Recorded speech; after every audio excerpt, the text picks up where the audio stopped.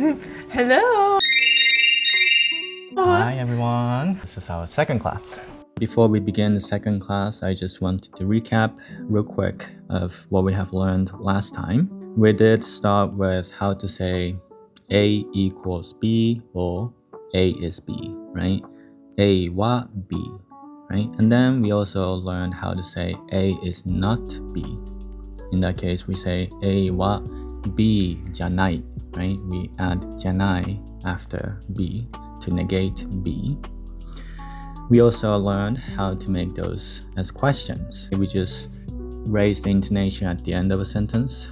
Also, at the end of the class last time, we did cover how to write in general. We learned that basically how we end each stroke matters, right? There's stop, you just stop at the end. There's trail, you trail off. There's strong trail, a little bit stronger trail, hook, and release. Today, we're going to segue into how to write hiragana. Please enjoy and let's study together. I'll just first show you the hiragana chart. This is the whole chart of the hiragana.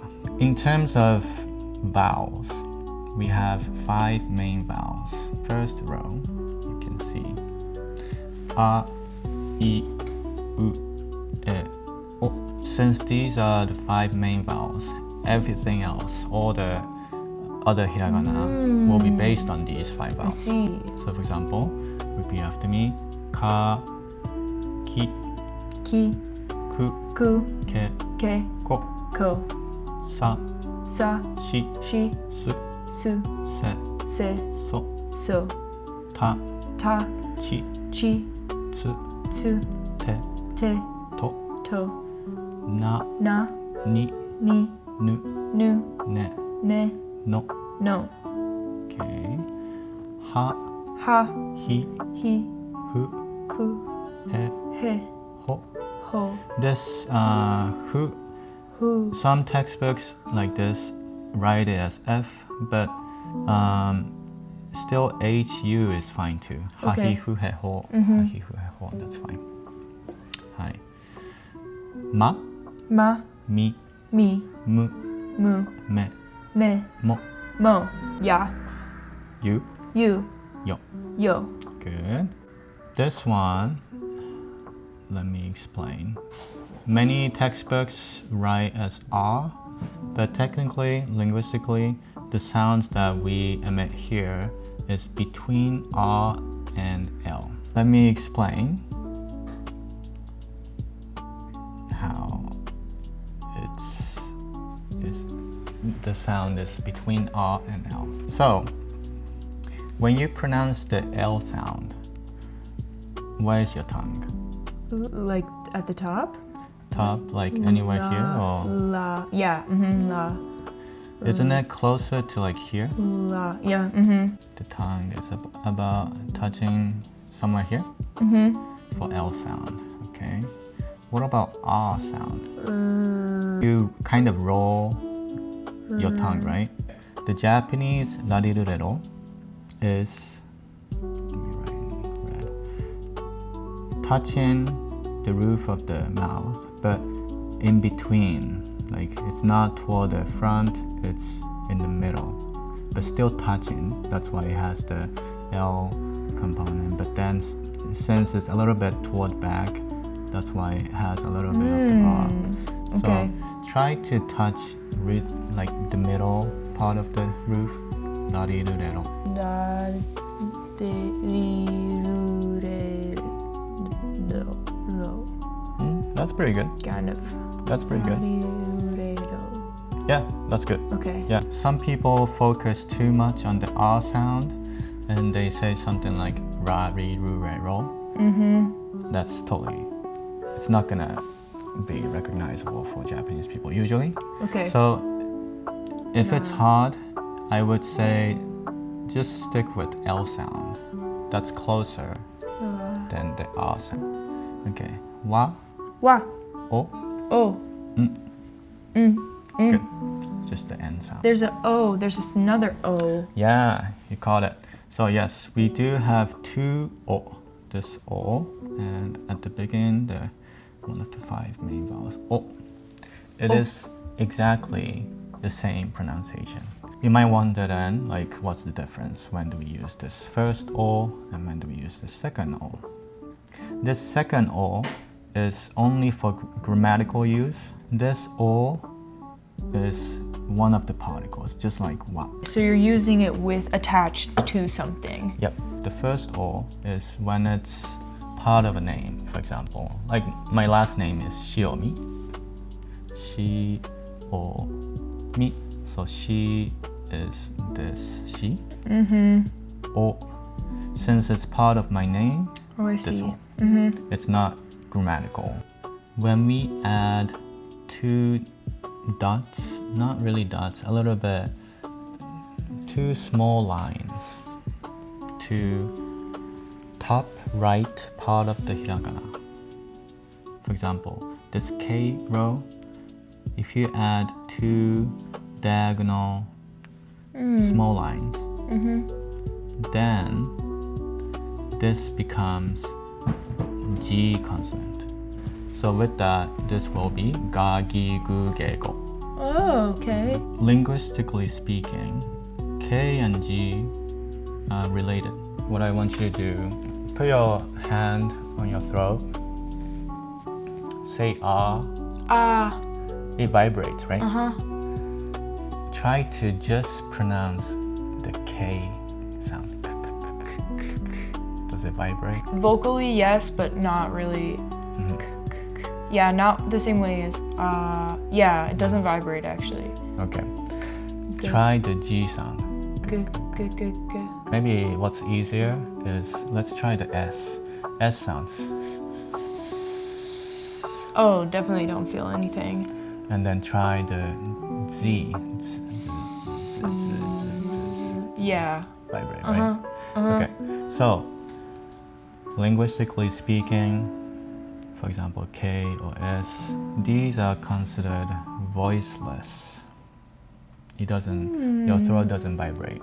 With this rule, G sound and Z sound are considered voiced because these vibrate. K, when we add the 2 diagonal small short lines, becomes G sound, ga, gi, gu, ge, go.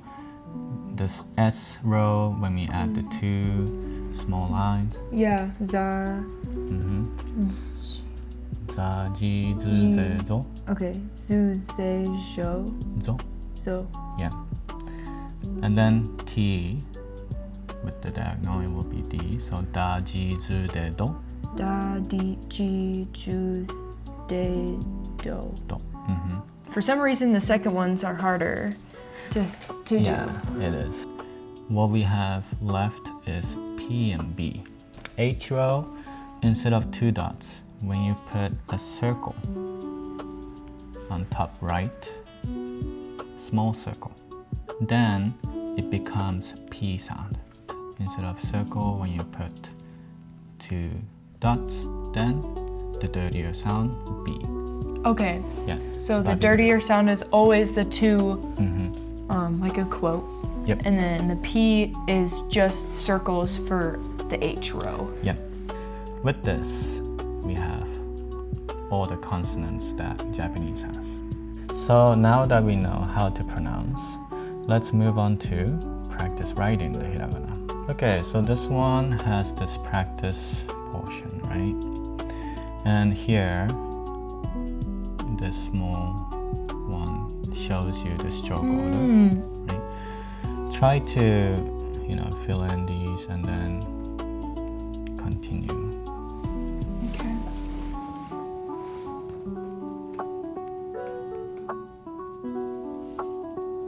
Nice.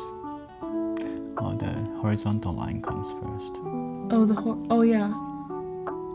Horizontal, then down, and then around. And remember the ending, right? Stop, release, and trail. So, trail, you trail. Yeah.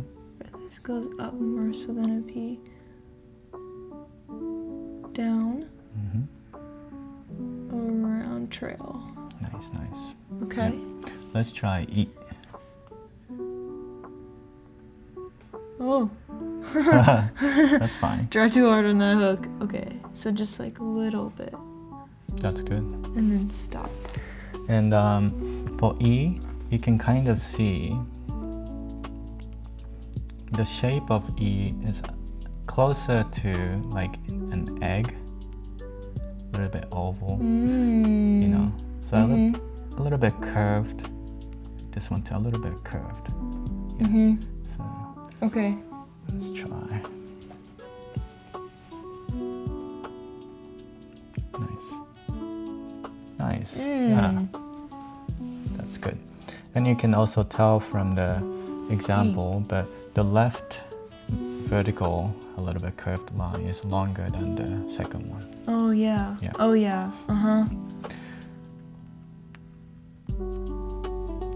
Nice, nice, Kinda. good. Okay. Let's try ooh. So it's got the tail. The first one. The dot. This is the first one. And then trail. Nice, nice. Good, good. A little bit, here is a little bit too angular. Okay. Just smooth. A nice curve. Yep. Okay. Okay, try.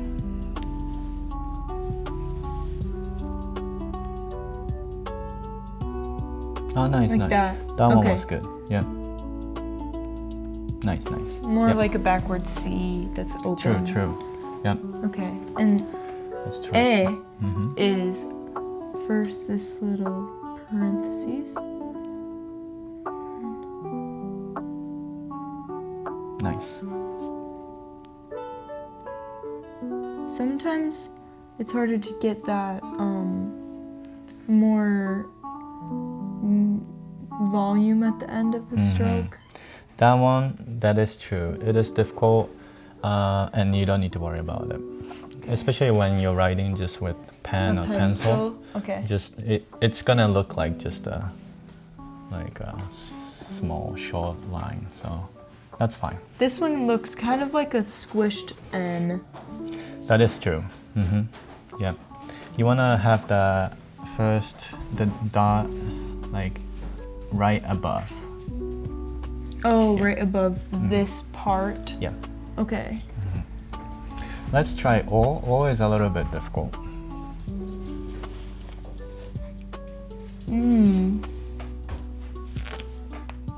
So it starts here. Down. Good. The O. Let's try that again. Good, good. Okay, so with this, you can even practice writing on your own, right? Since you know each ending, stop, hook, and everything. So that's good. The challenge with hiragana is memorizing these. Yeah. It's really Yeah. hard to memorize, especially if you're only if you only had English alphabet to suddenly this kind of alphabet. It is difficult, right? So I do have some stuff that might help you to memorize. We have this charts of hiragana with mnemonics, like stories to try to memorize. The people who made this basically made a story for each letter, so that it might help you to memorize. Some stories or some pictures are not that good. For example, the first one, ah. Oh yeah. Open your mouth and say ah, says the dentist. This one, right? How can you come up with this aha from this picture, right? But then some will be helpful. For example, let's say she has a ponytail, right?